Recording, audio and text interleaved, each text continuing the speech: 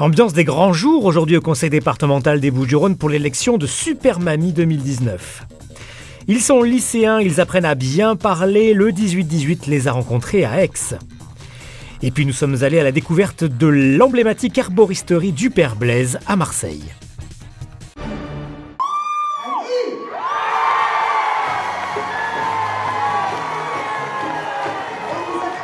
À 75 ans, Annie vient d'être élue Super Mamie 2019 des Bouches-du-Rhône.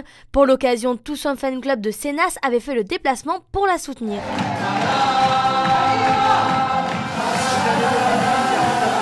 Soutenir ma collègue Annie, la super bombe sexuelle de Sénas, la meilleure danseuse des Bouches-du-Rhône. Si elle gagne, ça va être le feu ce soir à Sénas. Après la délibération, c'est un soulagement pour Annie qui remporte cette écharpe très émue. Parce que je vais pouvoir aller à Belfort défendre la Provence. C'était mon but. C'était mon but premier, c'était de défendre les couleurs de la Provence. Aujourd'hui à Sénas, on mange la yoli populaire et il y a la fête, il y a le bal et tout ça. Donc ils se sont privés de tout ça pour venir m'accompagner. Je pense qu'ils sont contents quand même, hein, aussi eux. Non, mais moi je suis très heureuse. Voilà. Bon, on va déjà faire la fête au club, ça c'est sûr. Je vais devoir encore payer l'apéro. Et plus sûrement, mais bon voilà, je vais demander à monsieur le maire qui me prête le foyer et on fera une grande fête, certainement. Parce qu'on est quand même beaucoup fêtards. Ouais. Annie représentera les Bouches-du-Rhône le 23 juin prochain à Belfort pour l'élection nationale de Super Mamie.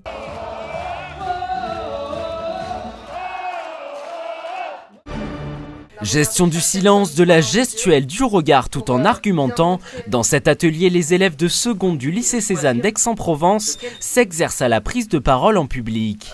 Pour cette dernière séance, les apprentis orateurs reconstituent le procès de Louise Ménard, jeune mère sans ressources qui doit justifier le vol d'un pain face au boulanger. Le cas, c'était une affaire d'il y a un siècle qui parlait de Louise Ménard qui avait volé un pain et moi j'étais l'avocate qui devait défendre Louise Ménard. Et j'en ai retenu qu'il fallait que je sois moins impulsive et un peu plus retenue, mais que j'ai adoré ça. Et j'ai retenu beaucoup qu'il fallait vraiment regarder le public, être bien posé, bien réfléchir et qu'il y avait différentes façons d'être éloquent.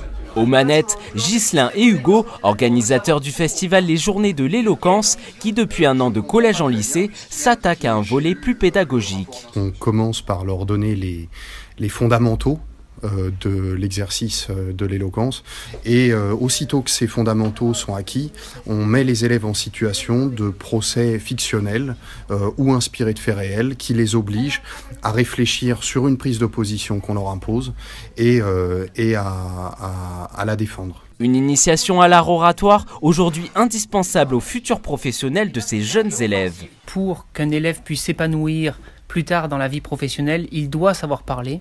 Quel que soit le métier, on doit savoir communiquer avec les autres, puisque ça va permettre à tout un chacun de se développer. Et la première des libertés, c'est parler. Parler, un art qui prend de plus en plus de place dans l'enseignement secondaire, puisqu'il sera inscrit au baccalauréat dès 2021 avec le grand oral. Il y était déjà chez lui tout petit mais sans en avoir conscience. Car si Cyril Coulard a pris la tête de la pharmacie du Père Blaise il y a plus de 5 ans, cela faisait déjà de nombreuses années qu'il connaissait les lieux. C'est donc sans hésiter qu'il a candidaté auprès de Martine Blaise de Peretti, la 6e génération des fondateurs de l'herboristerie, quand il a su qu'elle vendait. La suite, c'est lui qui la raconte. J'ai eu une chance incroyable, c'est-à-dire qu'au moment où je me suis mis ardemment à chercher une pharmacie, eh bien j'ai ouï dire que peut-être éventuellement le Père Blaise, en l'occurrence mon prédécesseur Martine Bonabel Blaise, cherchait un successeur, puisqu'il y avait à l'époque des laboratoires qui se bagarraient pour essayer de racheter le nom de marque et en fait vider l'âme du Père Blaise, puisque le Père Blaise c'est avant tout des gens qui sont là pour vous écouter, vous conseiller au mieux, de manière spécifique, pour prendre soin de votre santé naturellement par les plantes. Une transition tout en douceur qui n'a pas perturbé la clientèle, au contraire. Cyril a ainsi gardé les employés historiques, allongé les horaires d'ouverture, embauché du monde. Ils sont maintenant une trentaine pour faire face à l'afflux en boutique, mais aussi aux commandes sur Internet et aux appels téléphoniques. Alors il y a un dicton que j'aime beaucoup, après la bonne mère, il y a le père Blaise. Et on a beaucoup de personnes qui sont passées dans les mains de plusieurs médecins, généralistes, spécialistes, et qui viennent nous voir pour qu'on essaie de trouver des solutions pour leur pathologie. On a une clientèle très fidèle, beaucoup nous disent « ben, moi je venais avec ma grand-mère, je venais avec mon père », et c'est vrai que c'est... Comme nous sommes une pharmacie, on ne fait pas de publicité, mais notre meilleure publicité, c'est la satisfaction de nos patients. Ne parlez pas de clients chez le Père Blaise. Ici, on prend son temps pour soigner des patients. Jusqu'à 1 heure pour certaines pathologies si nécessaire. C'est sans doute pour cela que la pharmacie ne désemplit pas.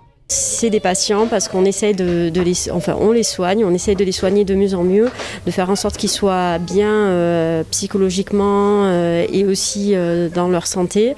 Et le rapport, c'est vraiment un rapport intime. Vous avez aussi bien des patients qui viennent une seule fois pour essayer, et puis quand ils essayent une fois, ils reviennent tous les jours. Et autrement, vous avez aussi des patients très intimes qui deviennent des amis. Vraiment, en phytothérapie, grâce à ce contact-là, on a un rapport très sain et agréable. Un salon de thé a même été ouvert en face de la pharmacie pour séduire une autre clientèle. Et l'activité globale ne faiblit pas, à tel point que les locaux sont devenus exigus pour stocker, fabriquer et vendre. Du soleil, mais aussi quelques nuages ce jeudi sur l'ensemble de la région. Pas le temps idéal avec un vent d'ouest soufflant à 40 km/h. Mais on ne va pas trop se plaindre non plus puisque la douceur sera au rendez-vous toute la journée.